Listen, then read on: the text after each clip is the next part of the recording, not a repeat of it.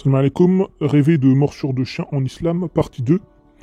On m'a raconté un rêve sur une morsure de chien, et donc je vais vous le raconter et vous montrer la méthodologie d'interprétation. Alors, la personne a dit: j'ai rêvé un jour que j'étais dans un jardin à table avec le père de mes enfants. Il y avait un berger allemand à ses côtés, on rigolait, et d'un coup, le chien s'approche de moi et me mord la gorge. J'ai eu peur et j'ai eu mal, puis je me suis réveillé.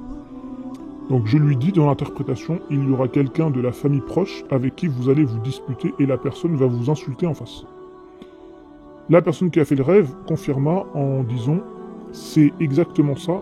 Le lendemain, mon ex m'a annoncé que sa femme était enceinte et vu que je lui ai demandé de partir de chez moi, il m'a insulté.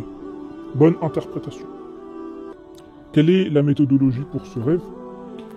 J'ai interprété le chien comme une personne proche de la famille. Pourquoi? Parce qu'il était dans le jardin.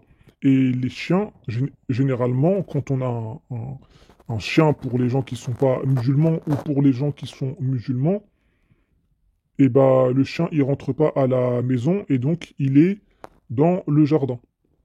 Et le fait qu'il a attaqué, en fait, qu'il a mordu la gorge à la personne qui a fait le rêve, je l'ai interprété comme des insultes et une dispute. Et donc, si, ce qu'il faut savoir encore une fois, que